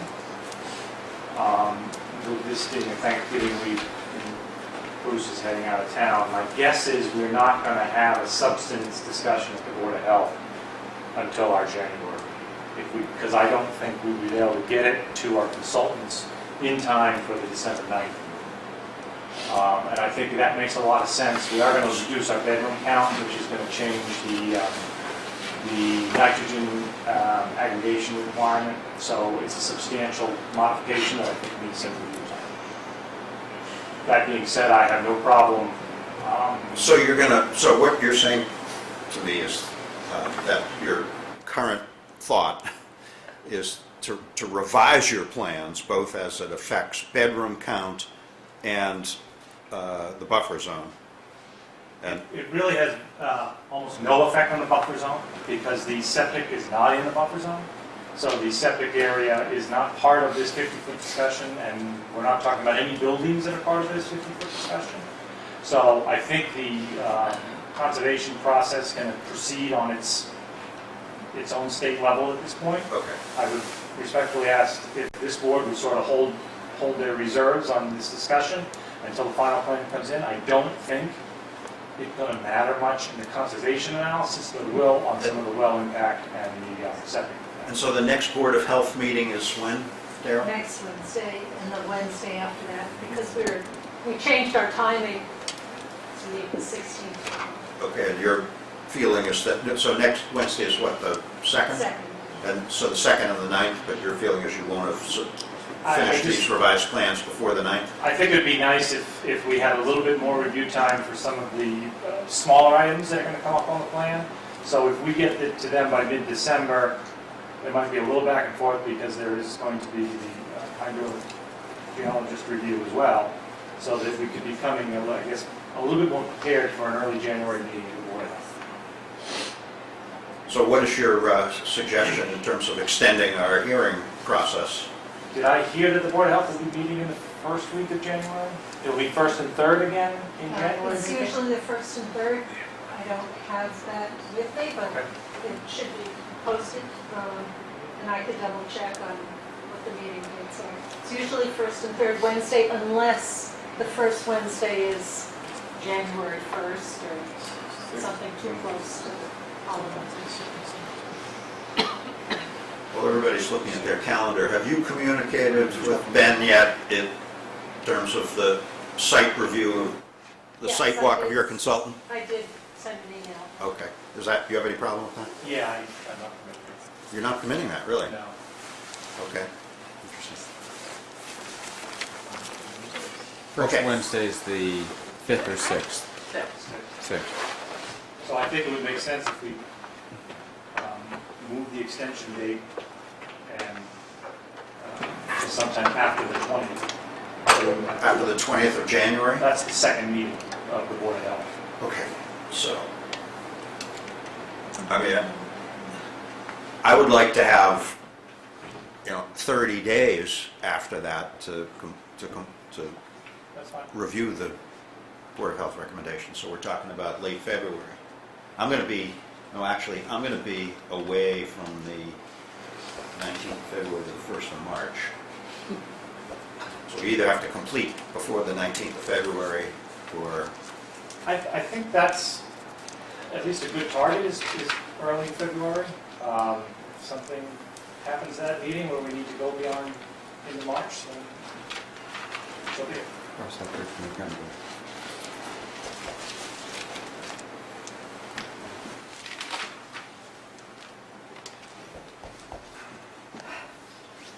I guess from the Board of Health, I'd say it depends too on when we get all the information in, because if we're talking about changes or new information right up to the 20th, right?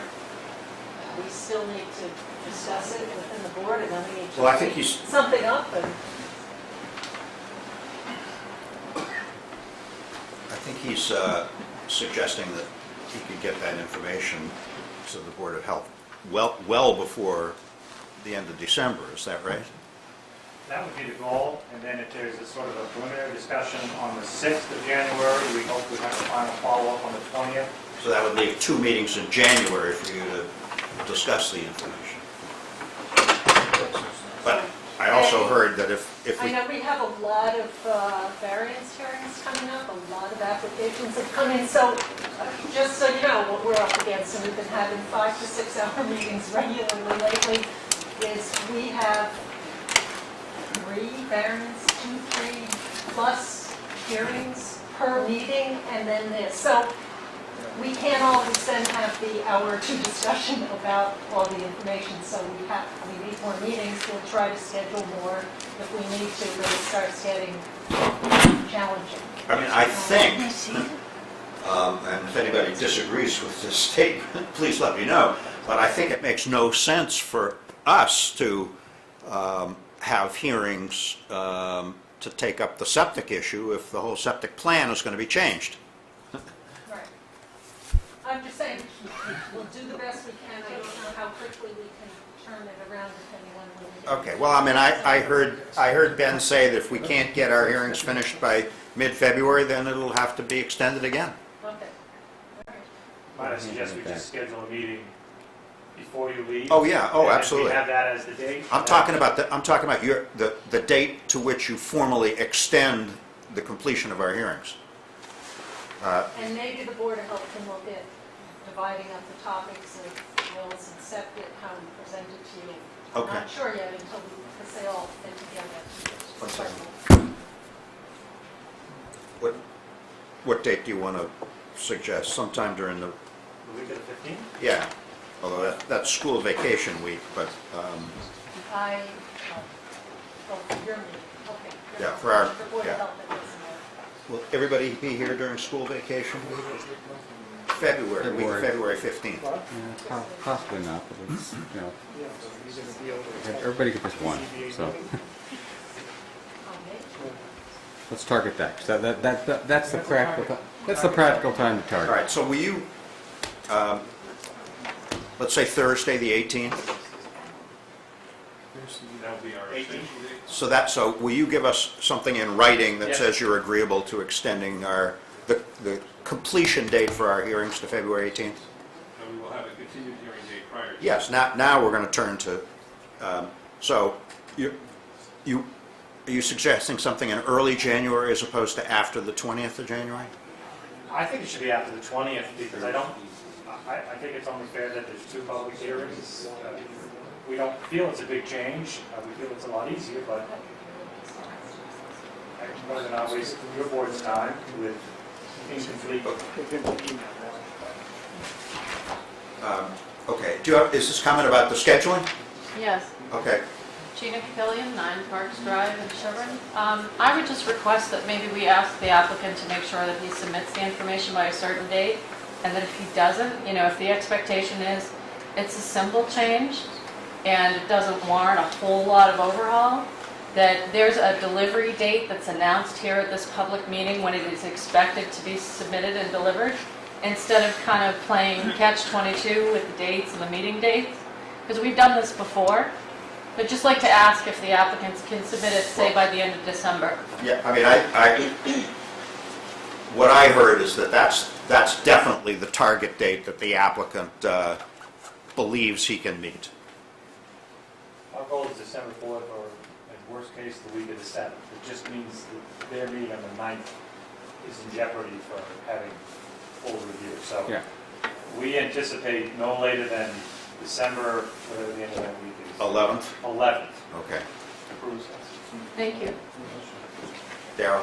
I would just ask, is a peer reviewer available, given that we're going into a holiday period, to have folks available to review the new information coming?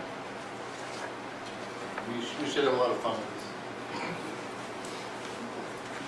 this. Okay, so, Addie, Hi, I'm Addie Mae Weiss, 1 Jackson Road. I just, having gone to a lot of these meetings and a lot of information, and it sounds like there is going to be quite a bit of changes. It would be really nice to make sure that we don't hold an important meeting during school vacation week. This town is a lot of families that are concerned with this issue, and school vacation week, and not everybody goes away, but you do have children and you do have activities that you're trying to do. So, the February 18th date that we just at least tentatively agreed to is not, we're not necessarily going to have a hearing that week. That's just the deadline for completion. There's nothing that says we can't complete them earlier. She's right, we ought to stay away from that week, because a lot of people do get cornered Okay, into so- that week, and there's nothing else they can do. So come back. What's your suggestion for the actual date of our next hearing?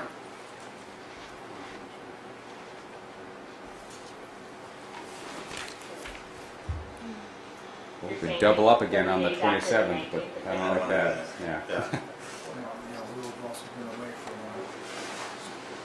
I think the week of the, well, how about the 21st? It's a Thursday. Thursday, the 21st of January. That's the night after the second planning board meeting in January. After the Board of Health meeting in January. That can be soon enough? I don't think you're going to have much comment from the board. Yeah, but what about the first week in February? It's not school vacation weekend, it's the week after our meeting of our regular meeting. I mean, that's okay with me. I'm just concerned about putting everything off that long. I mean, that's only, 2.5 weeks before the new deadline, and I just want to make sure we have enough time. But we have to hear from the Board of Health too, so.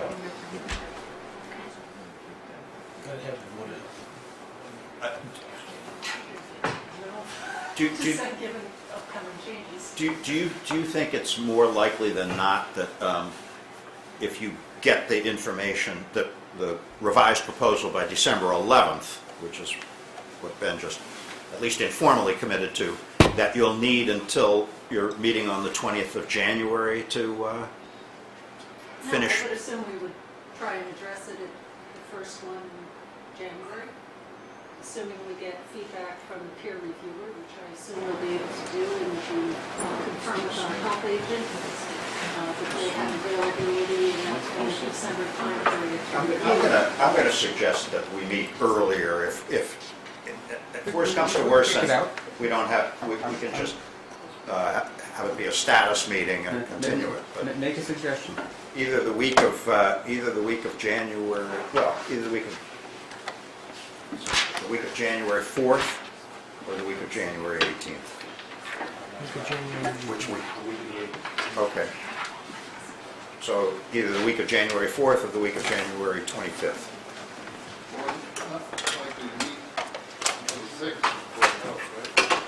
Yeah, so the 20th. Well, I've got their Board of Health meetings in December too. No, we won't make those. Because they're next Wednesday and Wednesday. That's it. Okay, Tuesday the 26th? Scheduled to meet the December. Tuesday the 26th. 2 days in a row. Yeah, 2 days in a row. Sweet. Ho, ho, Is that ho. okay, Ben? Tuesday, January 26th. Okay. So, I have one more question. Yeah.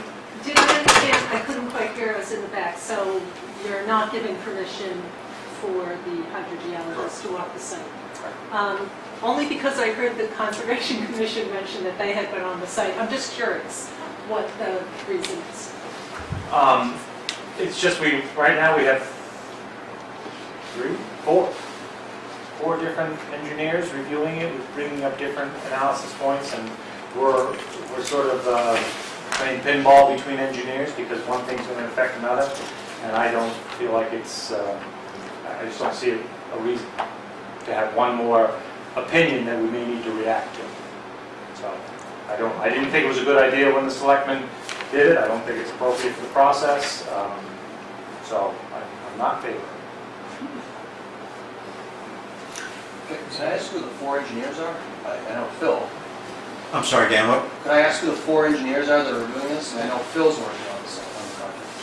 Well, Phil has there's Scott Horsley, and then Phil sort of represents Steve. If he has Steve, and then there's a sort of a conflict between, not conflict, but there's septic and nitrogen loading and groundwater analysis, and my engineers, his engineers, and then all of a sudden Scott's into it, so now we have 3 different opinions and 3 different points that we're trying to all reach the same conclusion. If we have one more, it's just going to be, especially because we're not talking about exact science from what I learned at the last meeting. So I just don't feel a need for it. And yet, under the Stowe case, the appeals court was quite specific that this exact issue is critical. Yeah. The town has voted, and you're saying we're not going to let that person in. If they want to do an analysis, they're more than welcome to. There's a tremendous amount of data that we supplied, and I'm not stopping it. I just don't want another person coming on my property telling me. What is it that they want to get on the property for? I think they just want to feel for the site. It's nothing invasive, they just want to walk the site, understand the in a different way than you get from aerial photographs and from contour maps and that sort of thing. And they'll stand on neighboring property right away. Do you have a quick comment, Rebecca? I was just going to say that even though there seems to be a concern about the number of engineers, there's been quite a bit of agreement among the engineers of the significant nitrogen loading risks. Okay, I mean, I just tried to act as a communications facilitator between Ben and the Board of Health, but I mean, this is an issue that the Board of Health needs to take up with Ben. Yes. Have a time in mind for the... 8 o'clock. 8 o'clock? Okay. And before we adjourn, can we just have a vote on approving the minutes of the TFS hearing of October 21st, 2015? Are these your notes? The scribbles are mine. Yeah. Okay. What's that word? If I can try to get it a little closer here. Even greater reduction in nitrogen. I think that's not what he said. I think he was talking about even a greater increase in nitrogen. Yeah, and what's this word here? It's phrasing. Phrasing. Shows a public health threat, as this is a public poison threat. I'm not sure that's the... it's not a right and wrong. I'm just trying to refresh everybody's recollection. Samantha, two changes to the October 21st minutes. On page 2, first paragraph, first full paragraph, line 6, I think reduction should be increase. And in the second full paragraph, don't go yet, line 8 or 9, it's not zoning bylaw, section 3.4, it's wetlands regulations, section 3.4. Okay. With those two amendments, can I hear a motion to approve the October 21, 2015 minutes? So moved. Second. All in favor? Aye. Okay. Move to adjourn. All in favor? Aye. If you rush, you might be back home in time for the fourth quarter. Pats are up 10-3 at the half. Oh, don't tell me. 10-3? Taping it.